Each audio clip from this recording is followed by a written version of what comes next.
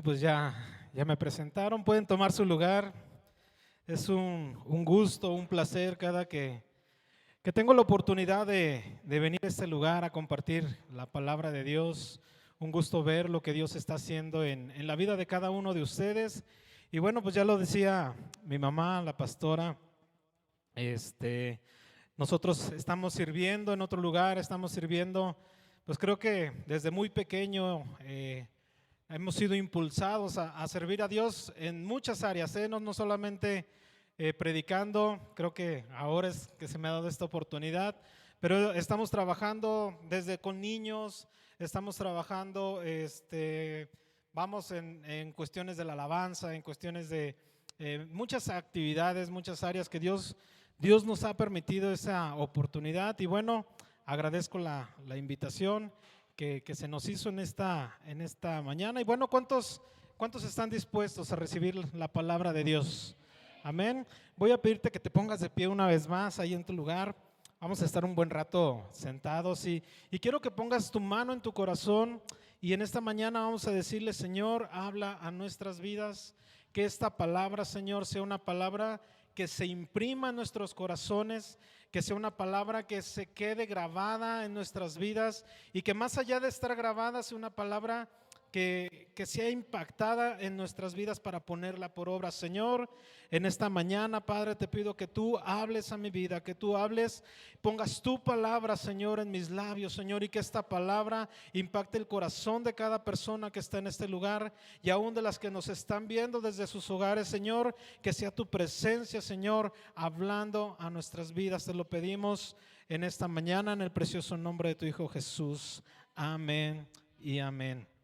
Ok, y bueno, esta mañana pueden tomar su lugar. He decidido nombrar a este mensaje el escándalo de la gracia.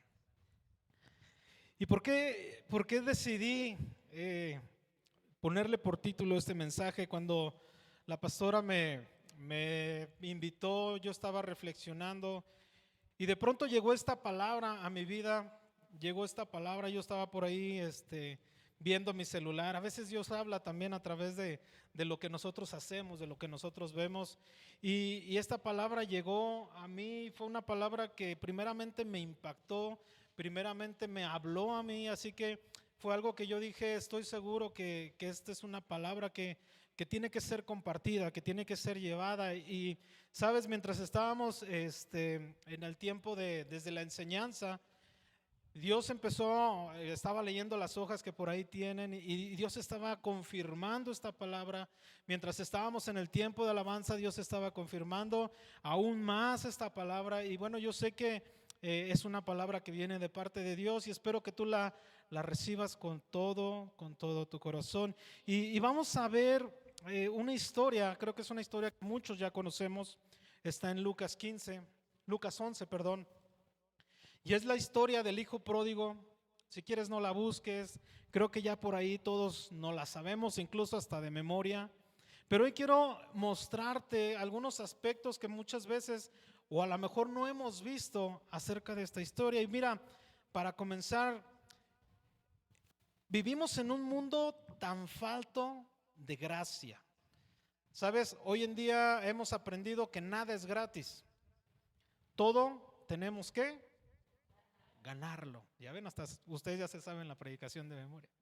Vivimos en un mundo donde todo lo tienes que ganar. Vivimos en un mundo tan falto de gracia que tú tienes que trabajar por aquello que tú deseas. Vivimos en un mundo tan falto de gracia que aún en los trabajos nos damos cuenta de esta situación. Podemos ver que en el trabajo nadie va a decirte y nadie va a llegar a decirte: ¿sabes qué? Hoy tú vas a ser el jefe nada más porque sí. No, vemos que si queremos lograr algo tenemos que ganarlo, trabajarlo, exigirlo. Y muchas veces nos han enseñado tanto desde pequeños a exigir nuestros derechos. Es que sabes que tú tienes que pelear por lo que te corresponde. ¿Por qué? Porque tú has trabajado por ello, has sido el mejor empleado, tú has sido el mejor hijo, tú has sido la mejor persona. Pero sabes, hoy vivimos en un mundo lleno o falto de gracia. Hoy hoy nos damos cuenta que si nosotros vamos a un banco y no tenemos capacidad crediticia, ¿qué te dice el banco? No te doy un crédito. El banco no te va a decir, sí, mira, te voy a abrir una cuenta de 100,000 pesos. Si el banco dice no tienes capacidad de crédito, no te la doy. Si en el trabajo te dicen no tienes las aptitudes, no puedes estar en cierto lugar. Dicen que la vida es como la ley del gallinero. ¿Alguien conoce esta ley? La ley del gallinero. Tengo un amigo que tiene gallinas y un día estando en su casa me sorprendía ver cómo duermen las gallinas. ¿Alguien sabe cómo duermen las gallinas? Ellas se duermen en palos, exactamente. Y adivina una cosa, la gallina que queda en el palo más alto siempre va a ser la gallina que va a salir privilegiada.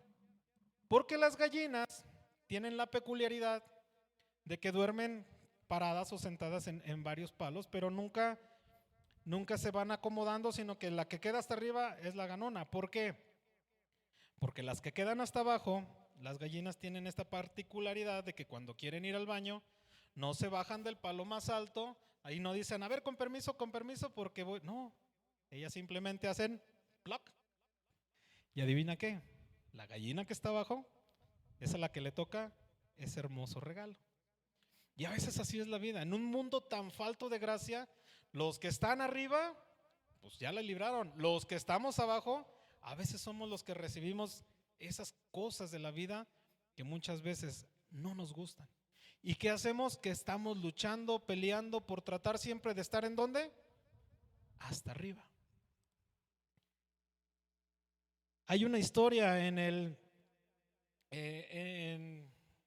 el mundo, una ilustración que hoy quiero comentarte, pero antes nosotros podemos ver a través de las Escrituras que la gracia de Dios es algo que nosotros no merecemos. Nosotros podemos ir a la palabra y nosotros nos damos cuenta que la gracia de Dios es un don que no merecemos. Eso es gracia.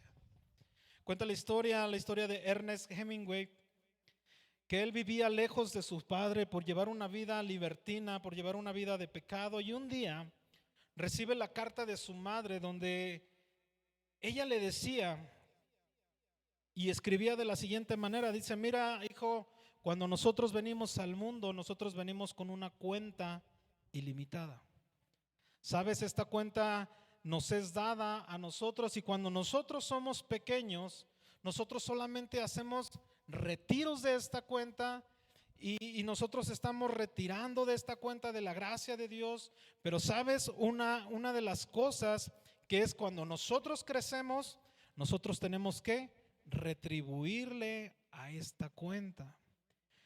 Ernest vivía lejos de sus padres y su madre le decía, y sabes una cosa, hijo, la única forma en la que yo pueda perdonarte a ti es que tú retribuyas a esta cuenta. Yo no sé de dónde sacó esta idea esta mujer. Y Ernest no le podía entrar en la cabeza cómo es que aquella mujer que hablaba tanto de un Salvador, este mismo Salvador fuera la causa de tanto odio y recelo hacia su propio hijo. Porque la madre le decía en esta misma carta, la única forma en la que tú abones a esta cuenta es que tú te acerques a Dios, es que tú te acerques a la iglesia y sabes, esa va a ser la única forma en la que yo te pueda perdonar. Sabes, este hombre jamás se reconcilió con Dios, jamás aceptó a Jesucristo como su Salvador y murió en esta condición de pecado. ¿Sabes por qué? Porque él no podía entender esta parte. Él no podía entender por qué si su madre decía seguir a un Jesús que es Salvador, no podía perdonar aquella vida que él llevaba en este mundo. Y sabes, muchas veces nosotros estamos o pensamos de la misma forma que la madre de Ernest. Muchas veces creemos que nosotros como adultos tenemos la responsabilidad de aportar a la cuenta de la vida estos depósitos y estas extracciones que alguna vez sacamos de la gracia. Pero eso no nos diferencia de otras religiones, esto no nos diferencia de El budismo, esto no nos diferencia del hinduismo, no nos diferencia del islamismo. ¿Sabes por qué? Porque todas las religiones nos hablan de hacer algo para agradar a Dios, a su Dios. Todas las religiones nos hablan acerca de poder, de tener que hacer ciertas cosas para nosotros recibir el favor de aquel Dios. Pero ¿sabes qué? Déjame te digo una cosa.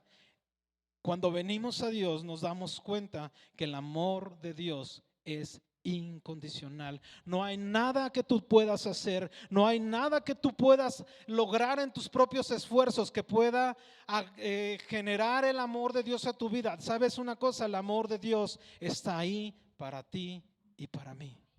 Ni por más que tú hagas, ni por menos que yo haga, el amor de Dios va a ser diferente hacia nuestras vidas. Pero como estamos tan acostumbrados a vivir en un mundo sin gracia, nosotros estamos acostumbrados a pensar que todo lo que nosotros tenemos que hacer es por lo, más bien que todo lo que nosotros podemos tener es por todo aquello que nosotros podemos hacer.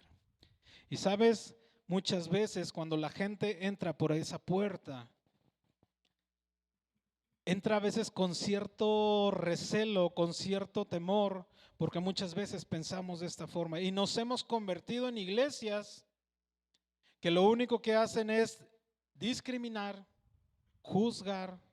¿Por qué? Porque entra un pecador y ¿qué es lo primero que nosotros hacemos? ¿Sabes qué? Te tienes que arrepentir. ¿Para qué? Para que Dios te ame.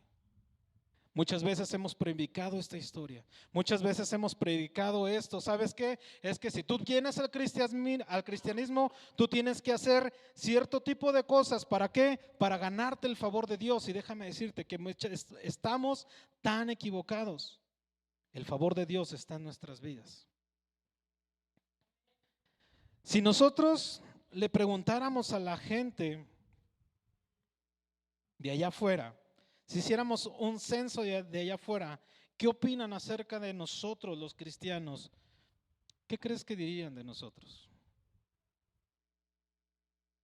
¿Alguien le ha hecho esta pregunta a alguien que no es cristiano? ¿Qué opinan de nosotros? ¿Qué a ti? Muy feas. No, hombre, ustedes los cristianos son intolerantes. Ustedes los cristianos son hipócritas. Sabes, yo no voy a una iglesia cristiana. ¿Por qué? Porque ahí solamente hay gente que me juzga. Sabes, yo no me acerco a una iglesia cristiana porque ahí, no, hombre, si tú los vieras, no inspiran confianza. Y en 2 de Corintios 2:15, nosotros podemos ver qué es lo que nosotros tenemos que hacer. Mira, la iglesia cristiana por muchos años ha expedido tantos aromas. Y quiero que me acompañes a 2 de Corintios, si lo tienes ahí rápido, si no está aquí en pantalla. Y dice, porque fragante aroma ¿de quién? ¿Fragante qué? Fragante aroma de Cristo. Somos entre los que, pero también entre los que se pierden. El apóstol Pablo aquí nos dice y nos muestra qué es lo que tienen que ser nuestras vidas. Nuestras vidas como cristianos tienen que ser fragante aroma. ¿Qué es un fragante aroma?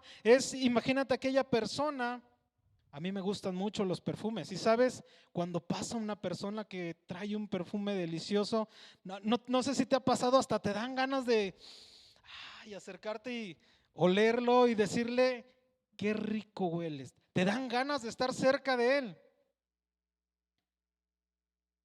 ¿A qué huele tu vida? La gente que está cerca de ti, ¿le gusta estar cerca de ti?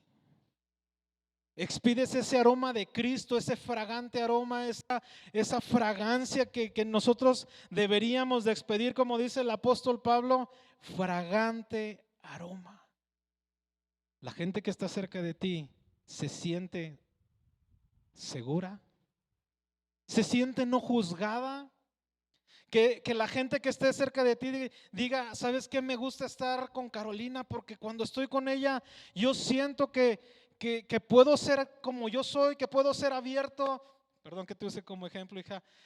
Prefiero estar con X, Juanito, no hay Juanitos aquí. Prefiero estar cerca de Juanito porque vieras la seguridad que me da abrirme con él, hablar con él, porque sé que no me va a juzgar, porque sé que me va a entender, porque sé que puedo confiar plenamente en él. Qué responsabilidad tan enorme tenemos como cristianos de ser ese fragante aroma. Jesús lo dice en Juan 13:35, por esto me conoceréis si nos amáis los unos, ¿a quién? En esto conocerán que son ¿qué? Mis hijos. Mira, es bien fácil venir a la iglesia todos los domingos. Es bien fácil decir, ¿sabes qué? Yo soy cristiano. Es bien fácil decir, ¿sabes qué? Es que yo voy fielmente, pago mis diezmos, doy mis ofrendas. Pero en esto no te van a conocer como hijo de Dios. Esto no nos da a conocer lo que realmente somos. Si tú y yo decimos que realmente somos hijos de Dios, ¿por qué dice la Biblia que nos van a conocer? ¿Por criticar al de enfrente? ¿Por juzgar a las personas que no están en los caminos correctos de Dios? ¿Por juzgar a aquellos que no están en el redil? Y sabes, muchas veces nosotros decimos, es que sabes que yo no juzgo al mundo porque pues Dios no nos ha llamado a eso. Pero ¿qué tal con tu hermano? ¿Qué tal con el que tienes al lado? ¿Qué tal con aquel que dices, es que él ya conoce de Cristo y se ha desviado del camino? ¿Qué tal con el que dices, es que mira, este no tiene remedio porque ya le hemos, no hombre, si tú supieras, Iván, ¿cuántas veces le he hablado de la palabra de Dios? ¿Cuántas veces le he dicho? ¿Cuántas veces le he predicado pero no entiende? ¿Sabes una cosa? Va a ser más lo que tú digas con tus acciones que aquello que tú puedes decir con tus palabras.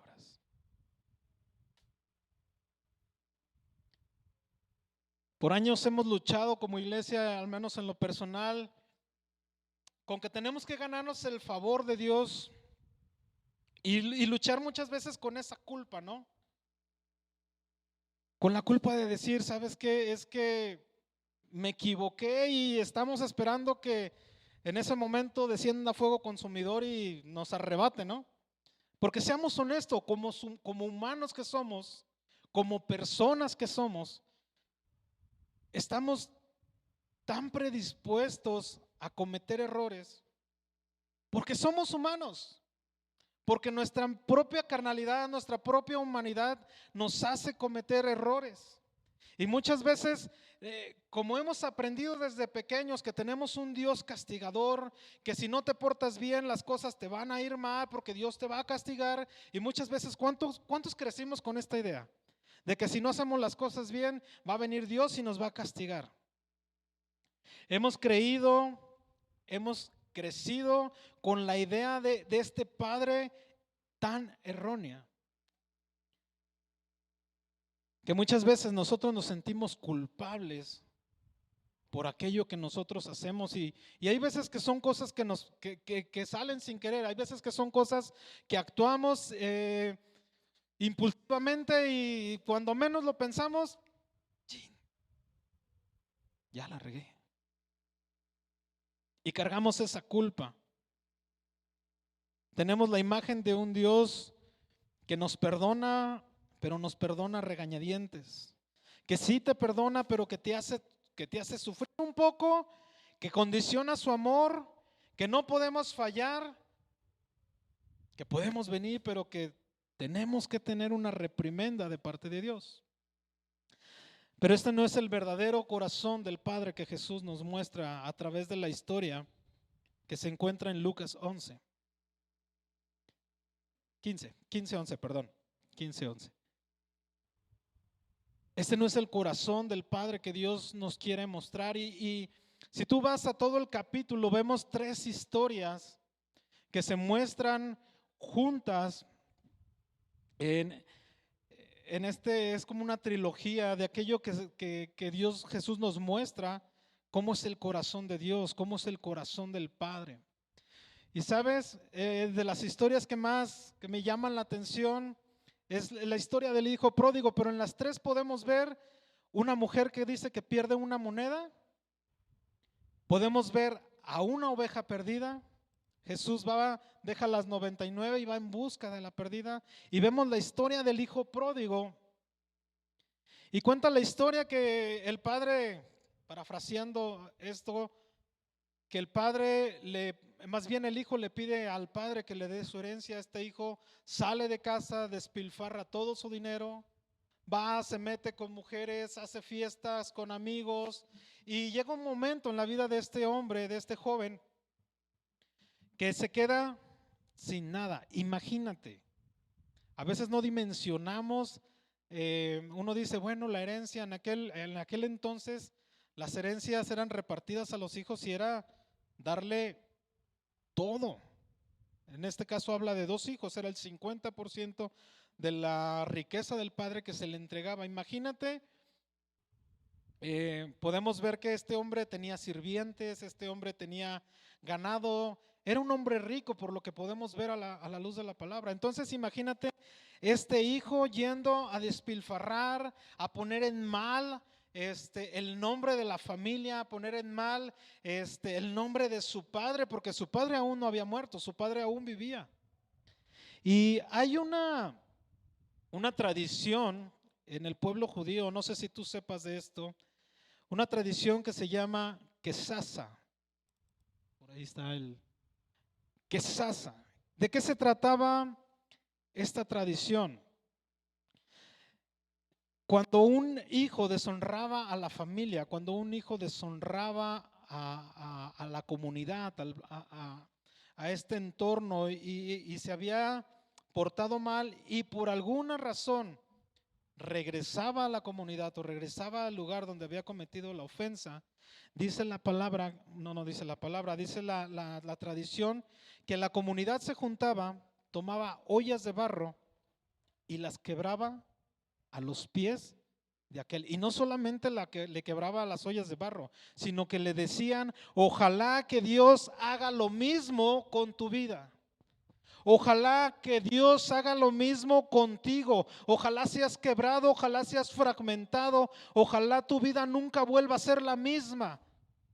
Porque aquel joven, aquella persona había insultado, había ofendido tanto, había deshonrado tanto a la familia y aquella comunidad, que aquella comunidad actuaba de esta forma. Por eso podemos ver en la historia que cuando el padre ve al hijo venir de a lo lejos, no solamente lo espera, sino que dice que el padre, ¿qué hizo? No, antes de abrazarlo, ¿qué hizo? Si veo, dice que lo vio a lo lejos, ¿y qué hizo que el padre hizo? Corrió, movido a misericordia, corrió hacia donde estaba el hijo. ¿Y sabes por qué corrió? Porque el padre quería correr más adelante de aquellos que estaban preparados para condenar la vida de su hijo. El padre, con ese amor tan grande, corre, se humilla.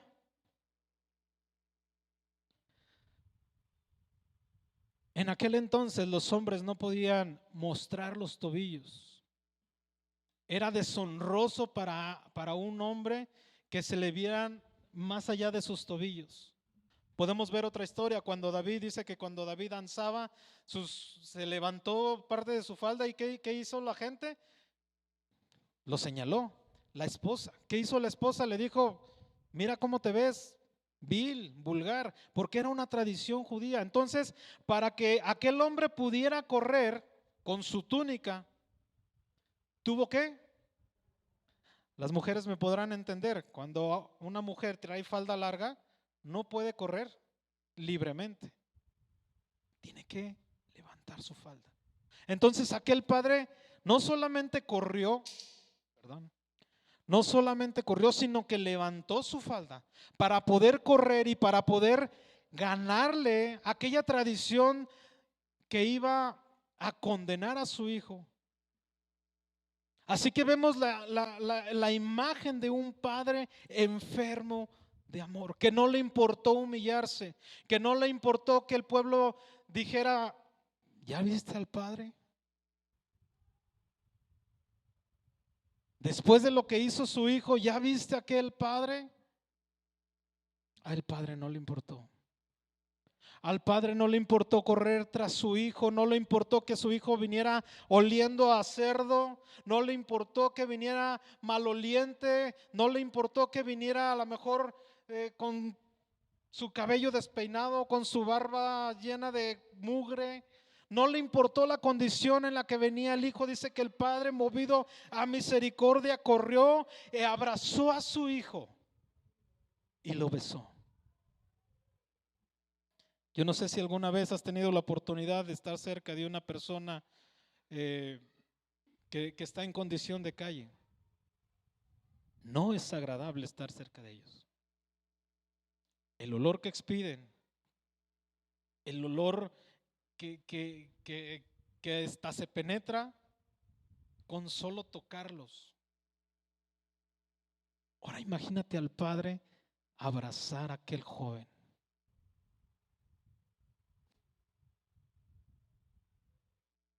¿Y sabes por qué? Porque el corazón del padre no es el mismo corazón que muchas veces nosotros tenemos. Jesús dijo: cuando un pecador se arrepiente, ¿qué hay? Fiesta en el cielo. Jesús hablaba de esta misma historia, parafraseaba esta misma parábola que él había explicado. Es la misma historia. El Padre no solamente restituye la condición de hijo, sino que aún a pesar de eso, el Padre les dice a sus siervos: hagamos fiesta. ¿Por qué? Porque mi hijo ha regresado, mi hijo ha vuelto.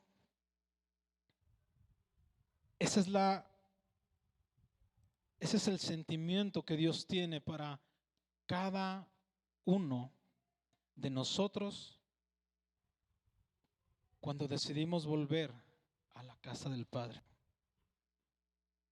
Hay una historia que me llama la atención. Cuenta la historia de la hija de un predicador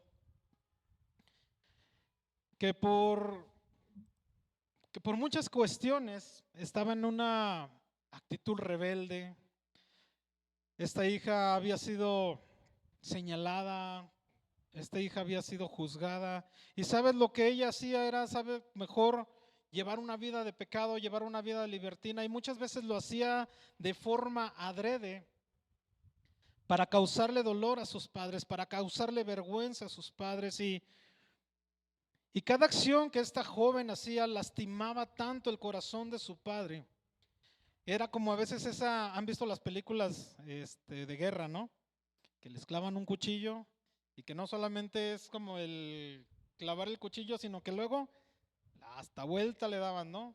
¿Para qué? Para generar más dolor. Así eran las acciones de esta joven en la vida de su padre. Dice la historia que su padre sentía tanto dolor y cada vez que veía a su hija portarse mal, cada vez que veía a su hija llegar tomada, cada vez que veía a su hija estar metida en cuestiones hasta de drogas, era como ese cuchillo que no solamente bastaba con que ya lo tenía dentro, sino que dice a veces, y él habla y dice muchas veces, este es el dolor que siente el Padre por las acciones de cada uno de nosotros. Porque muchas veces no solamente actuamos mal premeditadamente, muchas veces lo hacemos una y otra vez. Y sabes, cuenta la historia que un día este padre estaba sentado en la escalera de su casa, porque para ser común esta chica a veces llegaba tarde, y aquel hombre dice que estaba tan molesto, tan enojado, con tanta ira en su corazón, que por su cabeza pasaron 1000 cosas. Por su cabeza pasaban: ahorita que llegue, ahora sí va a ser la reprimenda de su vida, ahora sí le voy a decir realmente le voy a leer la cartilla y le voy a decir que es la última vez que pasa esta situación. Pero sabes, ese día esta muchacha no llegó a su casa.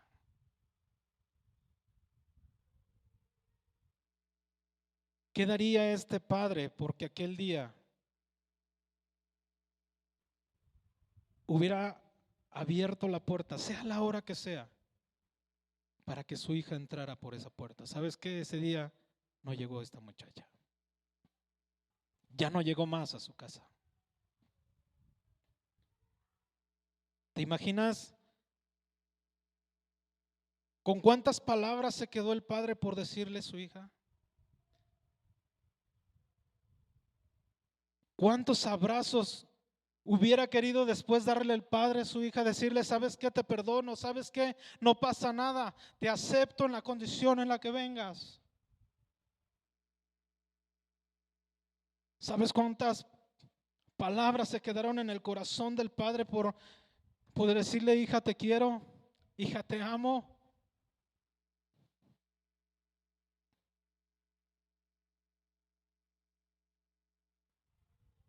Y en la historia del hijo pródigo podemos ver otra figura. Vemos la figura del hermano mayor. Una persona que al ver esta escena, al ver esta situación, ¿qué es lo que hace el hermano mayor? Renegó, se enojó, sintió envidia en su corazón. Entre líneas podemos ver al hermano pensando con tanto recelo, montado en su caballo de soberbia y de orgullo, y que va y le dice al padre, padre, mira, yo he sido el mejor hijo que has tenido, he cumplido con todo lo que me has dicho, no te he fallado absolutamente en nada, y a mí ni un cabrito de aquellos que tienes allá me has hecho. Pero en cambio a este pecador inmundo, animal rastrero, casi, y no era Paquita la del barrio, le haces hasta una fiesta.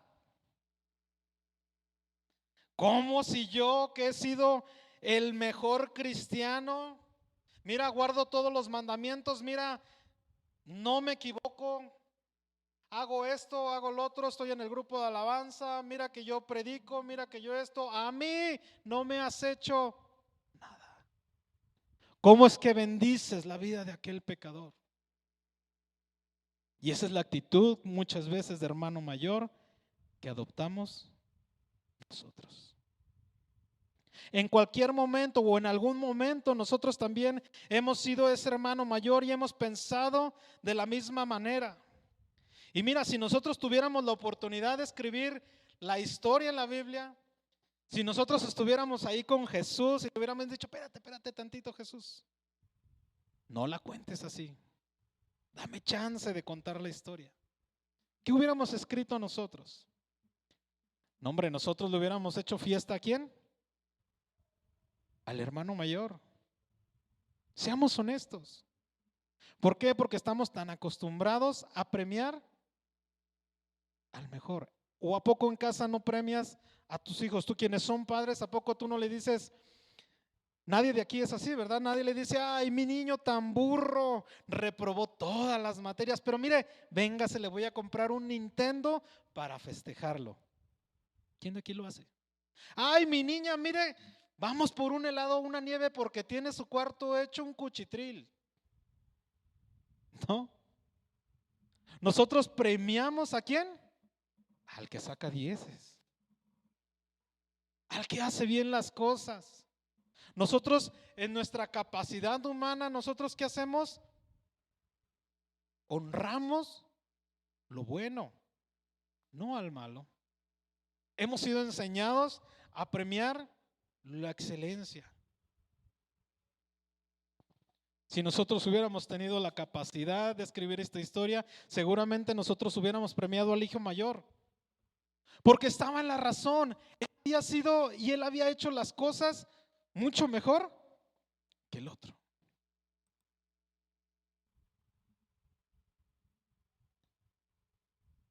Pero no es así. Nosotros reprimimos o reprendemos o castigamos, es que se lo merece. Volvemos a lo que yo les decía en un principio. Vivimos en un mundo donde creemos que cada quien se merece lo que tiene.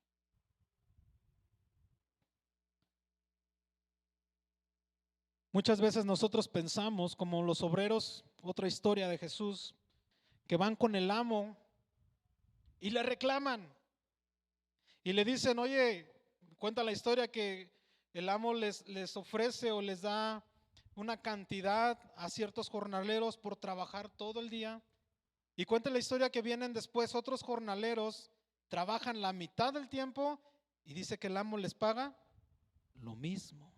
Y dice que casi al final del turno llegan otros y les paga lo mismo. Entonces, los primeros, con toda la justicia del mundo, vienen y le dicen al amo, oye amo, ¿te pasas? ¿Cómo crees que es posible que tú le pagues a los que no han trabajado lo mismo que nosotros? Lo mismo. ¿Cómo es posible que nosotros que llevamos todo el día trabajando nos pagues lo mismo que les pagas a estos que tienen una hora? Señor, tienen una hora que llegaron. ¿Y qué les contesta el amo?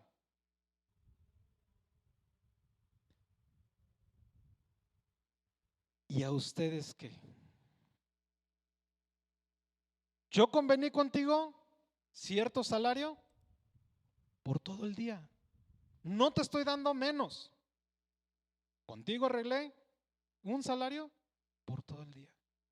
Si yo quiero darles a otros lo mismo, ¿no acaso puedo hacer con mi dinero lo que yo quiera?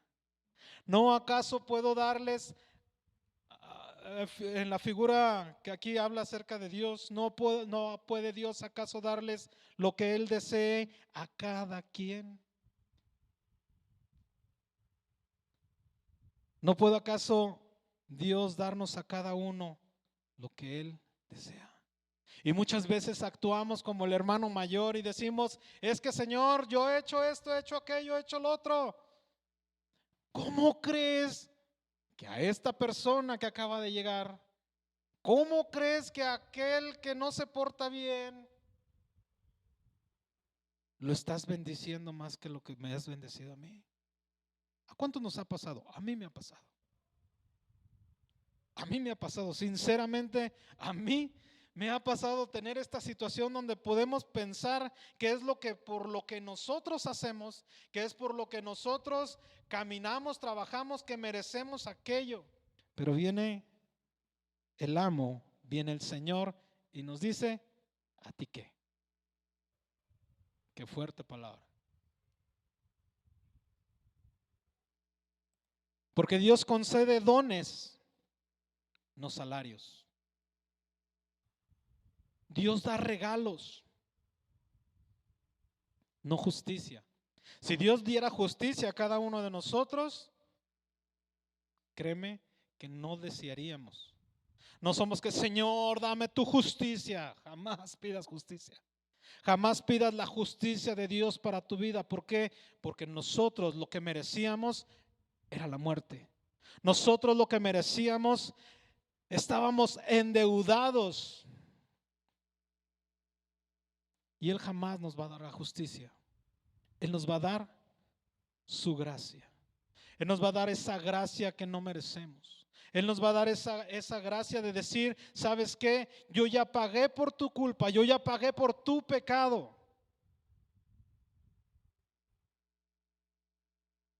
Y mira, quiero continuar con una ilustración de esta historia del hijo pródigo. Es algo que no viene en la palabra, pero tengo el sustento para decírtelo.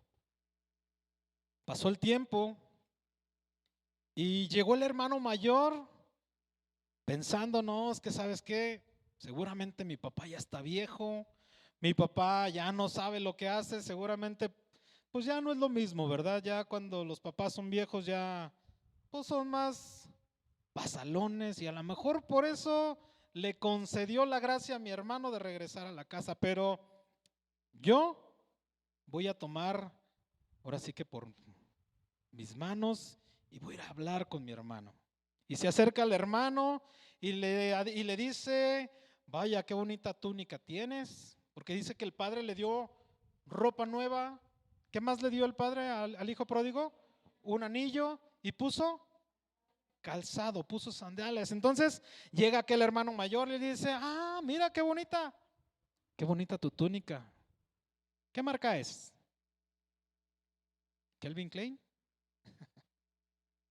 Pero déjame te digo una cosa, al padre no le gusta verte sucio, no le gusta verte mugroso.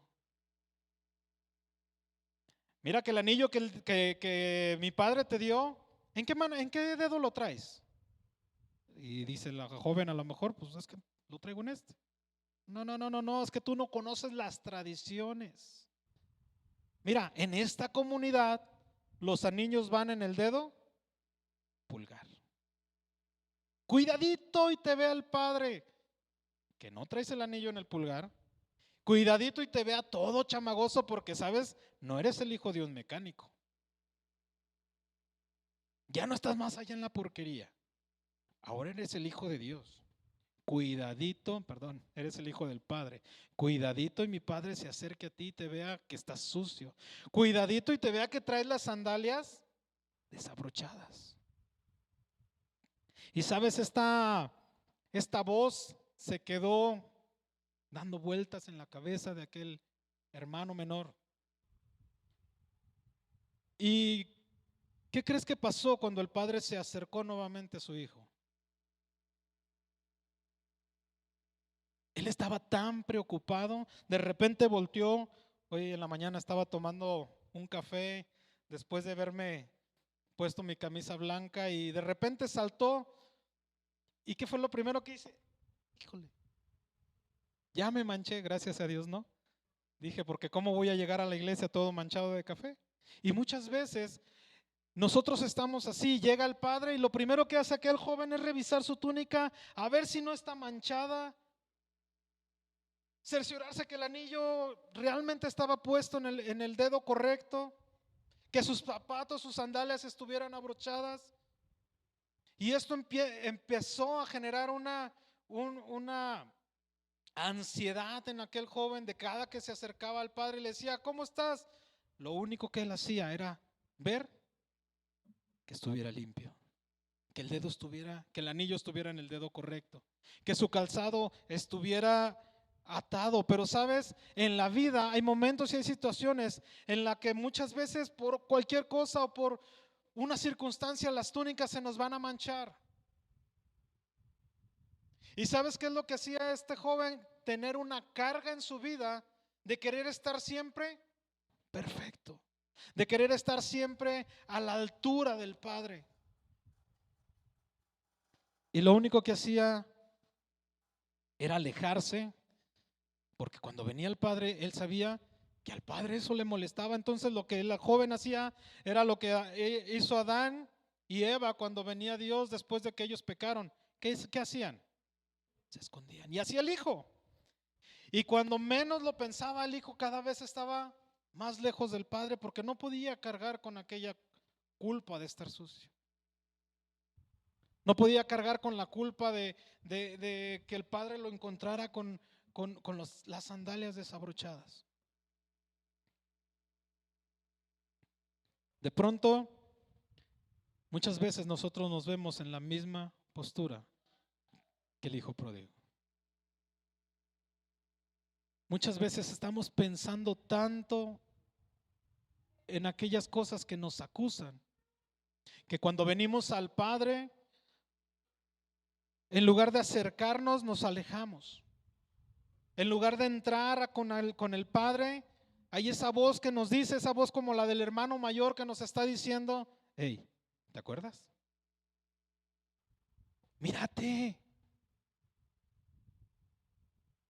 traes sucia la ropa. Mírate, no traes el anillo donde debe de estar. ¿Te acuerdas lo que hiciste ayer? ¿Te acuerdas lo que hiciste a inicio de semana. Es más, ¿te acuerdas lo que hiciste hace unas horas antes de venir a la iglesia? ¿Y qué hacemos nosotros?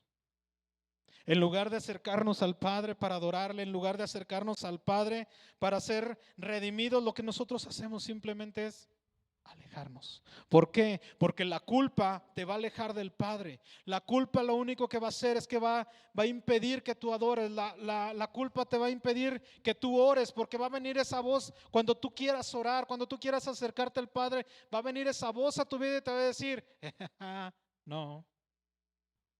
Y así oras, así te dices cristiano.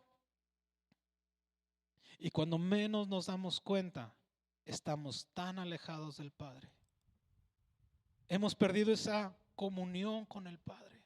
Hemos perdido esa intimidad con Él. Perdemos nuestro potencial como hijos. Perdemos el potencial que Él tiene para cada uno de nosotros. ¿Por qué? Porque nosotros quitamos nuestros anillos, la condición de hijos, lo que nos hace ser hijos, nosotros lo despojamos porque creemos que nosotros no podemos cumplir todas las expectativas del Padre para nuestras vidas. Y te voy a decir por qué tengo sustento de contarte esta historia que te acabo de contar. Gálatas 1:6, Pablo dice: estoy asombrado de que tan pronto os habéis alejado de la gracia de Jesucristo para seguir un evangelio diferente por aquellos que los perturban. Si pueden ponerme la cita ahí y quieren pervertir el evangelio de Jesucristo, sabiendo que el hombre nunca va a ser justificado por las obras de la ley, sino por la fe en Jesús.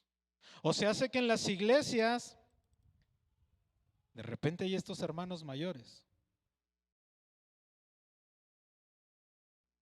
Pablo nos enseña que también en las iglesias podemos escuchar a veces estas voces, que lejos de acercarnos al amor del Padre, nos están diciendo: ¿sabes qué?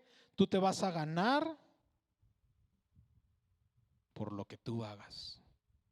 Tú vas a ganar tu salvación por cumplir X, Y o P. En Filipenses también podemos ver que había unos hermanos, dice, al parecer unos fariseos, venían y les decían: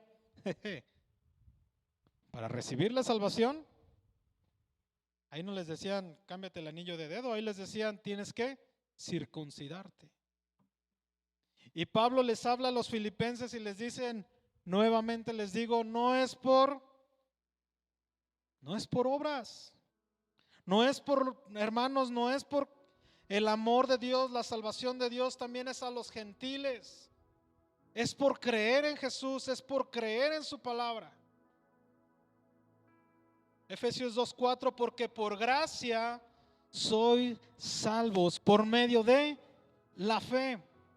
Y esto no es de vosotros, pues es un ¿qué? Un regalo de Dios para tu vida. No por obras, para que nadie se gloríe. La salvación no va a ser porque tú hagas o dejes de hacer. Y mira, no estoy haciendo una apología del pecado, no te estoy diciendo que pienses a lo mejor de decir, bueno, pues ahora voy a pecar, hoy voy a despilfarrar mi vida porque al cabo sé que Dios me va a perdonar. No, estoy hablando de la gracia que transforma nuestras vidas, de esa gracia que transforma nuestros corazones. Que cada vez que tú estás cerca del Padre, la influencia del Padre es tan grande en tu vida, en tu corazón, que las cosas que estabas haciendo mal las dejas de hacer porque estás cerca de Él, porque estás agradecido por su sacrificio, por ese amor tan grande.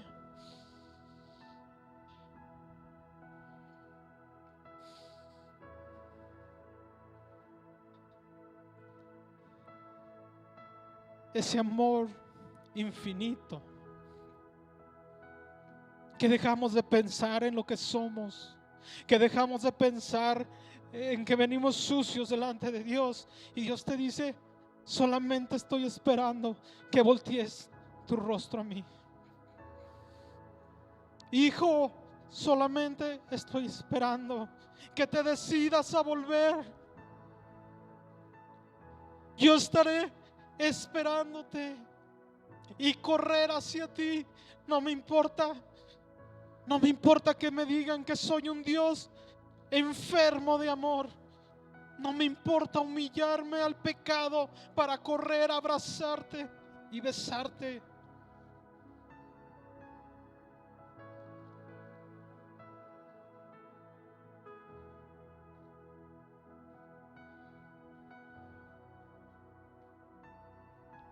Pero debemos de dejar de vivir con la culpa, esa culpa que nos carcome, esa culpa que no nos deja avanzar.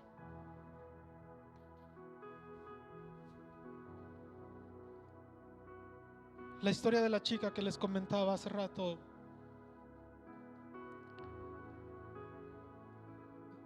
cuenta que cuando ella decide no regresar a casa, se fue deslumbrada con la expectativa de irse a la ciudad, engañada por un tipo que le prometió darle fama, riquezas y muchas cosas. Y sí, a lo mejor en los primeros meses todo pintaba muy bien, todo pintaba a tener éxito, pero sabes, al poco tiempo aquel hombre, aquel joven que la había engañado, le empezó a tratar con otros hombres. Empezó a llevarla a tener una vida engañada por la ilusión del dinero, por la ilusión de tener lo que nunca había tenido. Y sí, a lo mejor después de unos meses ella tuvo muchas cosas, pero llegó el momento en que una enfermedad llegó a su vida. Y sabes, la historia cambia rotundamente, porque de pronto, de un día para otro, aquella muchacha ya no servía para nada, ya no servía a los propósitos de aquel hombre. Y la actitud de aquel hombre fue echarla a la calle. Para este entonces ya era invierno, se acercaba el frío. La ciudad de Nueva York no era una ciudad para que una chica anduviera sola por las calles. Los primeros días luchó por sobrevivir, pero llegó un momento en el que la hambre y la necesidad, el frío, quebraron su vida, quebraron su corazón. Buscaba mil formas de sobrevivir, y una noche, en medio del frío, en medio de la tristeza, su corazón había sido quebrantado. Y aquella mujer, aquel corazón de mujer que se decía que iba a lograr mil cosas, de pronto se vio quebrado al corazón de una niña. Ya no era más aquella mujer que tomaba sus propias decisiones, ya no era más aquella mujer que tenía el poder en sus manos, ya no era más aquella mujer que decidía de hacer con su vida lo que ella quería. Ahora era una niña en un rincón, con frío, llorando, quebrantada en su corazón, con el dolor en su cuerpo por la falta de droga. Y sabes, en un momento pensó regresar a su casa. En un momento de determinación, tomó su teléfono, llamó a su casa. Para colmo de la historia, entraba en la contestadora porque sus padres no estaban en casa. La tercera vez que ella marcó, en una voz entrecortada le dijo: si escuchan este mensaje, soy yo, soy su hija. Si ustedes quieren, si ustedes me lo permiten, quiero regresar a casa. Si no quieren que yo regrese, lo entenderé, porque sé que he fallado, sé que los he deshonrado. Voy en el autobús, llega aproximadamente a medianoche. Si yo no veo que ustedes están ahí, entenderé que no quieren que yo llegue a casa, y seguiré mi camino rumbo al sur. Mientras esta chica iba en el autobús rumbo a aquella estación, miles de cosas pasaron por su cabeza. Ella sabía que su padre era duro, era difícil, decía, es que tal vez su corazón no pueda perdonar todo lo que hice. ¿Cómo después de haber vivido la vida que viví, después de haber tomado las decisiones que tomé, no sé si Él me vaya a perdonar?